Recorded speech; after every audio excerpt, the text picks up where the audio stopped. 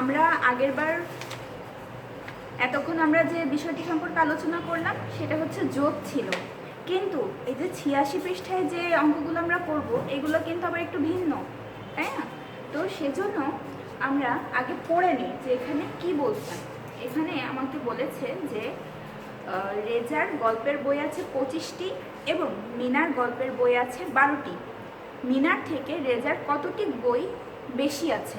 তাহলে বেশি যদি থাকে তখনই কিন্তু বেশি বা কম হিসাব করতে গেলে কার কতটা বেশি আছে বা কার কতটা কম আছে ভালোভাবে খেয়াল করে শুনবে প্রত্যেকে, যে কার কত কম আছে বা কার কত বেশি আছে এইটা যখন আমরা হিসাব করতে যাই তখনই কিন্তু সেটা বিয়োগের দিকে যায়। তাহলে আমরা দেখে নিই এই অঙ্কটি আমরা কিভাবে সমাধান করলাম।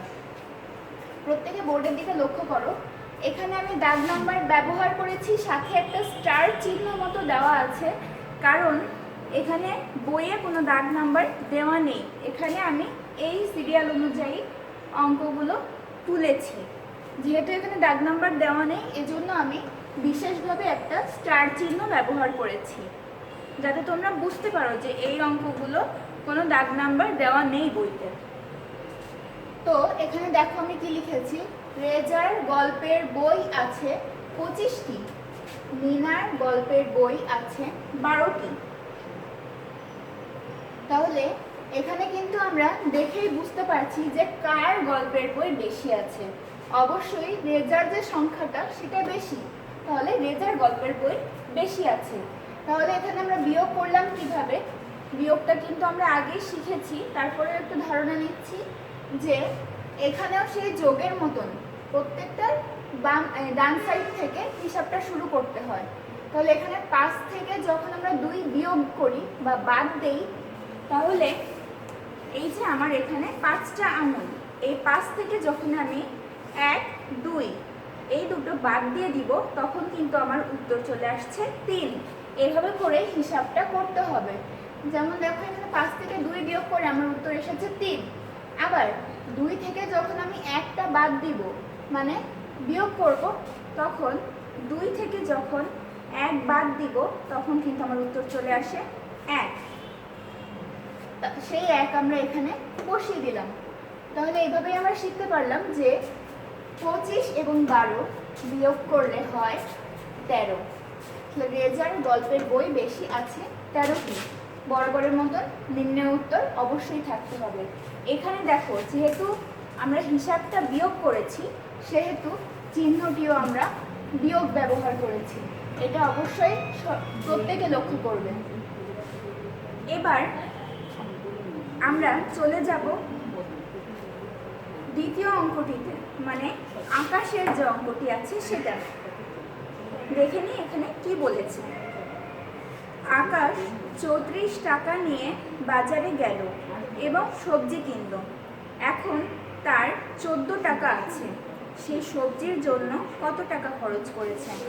তাহলে এখানে আকাশ প্রথমে বাজারে নিয়ে গিয়েছিল 34 টাকা, প্রথমে বাজারে নিয়ে গিয়েছিল 34 টাকা। সবজি কেনার পর তার কাছে বাকি যে টাকাটা থাকে সেটার পরিমাণ 14 টাকা।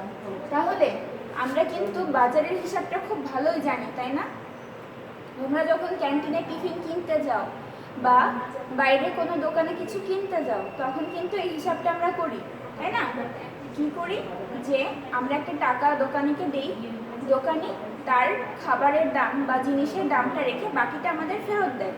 তাহলে ওই টাকাটা আমরা যখন নিজেদের টাকা থেকে বাদ দিই তখনই কিন্তু আমাদের ওই জিনিসের দাম বা খাবারের দাম বা আমাদের খরচ যেটাই বলো না কেন সেটা বের হয়ে আসে।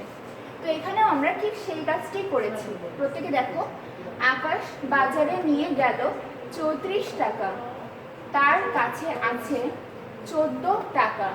তাহলে এখানে তার মোট টাকার থেকে তার বাকি টাকাটা যখন আমি বিয়োগ করব তখনই কিন্তু আকাশের সবজি কিনতে খরচ হওয়া টাকাটা আমরা পেয়ে যাব। তাহলে এখানে বিয়োগটা আমরা দেখে নিই কিভাবে করেছি। এখানে আছে 4 এবং 4, 4 এবং 4 থেকে যদি আমরা 4কে বিয়োগ করি তখন থাকে 0। কিভাবে থাকে, এখানে আমার 4টি আঙুল আছে, এই 4টি আঙুলের যদি সবাই দেখতে পাচ্ছ যে এখানে আমার 4টি আঙুল আছে, এই 4টি আঙুল থেকে যদি আমি 4টি আঙুলই বাদ দিয়ে দিই, 4টি আঙুলি বাদ দিয়ে দিলে কোনো সংখ্যা বা কোনো আঙুল কিন্তু বাকি থাকে না, তার মানে আমাদের মান চলে আসে 0। আর এখানে 3 থেকে যদি আমি 1 বাদ দিই, 3 থেকে যদি আমি 1 বাদ দিই তাহলে থাকে 2 থাকে, সেই 2 আমরা এখানে বসিয়ে দিচ্ছি। তাহলে এভাবে আমরা জানতে পারলাম যে 34 থেকে 14 বিয়োগ করলে থাকে 20।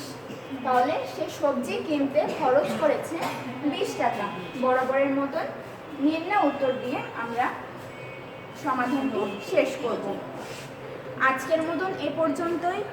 সবাই ভালো থেকো, সুস্থ থেকো, আর অবশ্যই স্বাস্থ্যবিধি মেনে চলবে। আল্লাহ হাফিজ।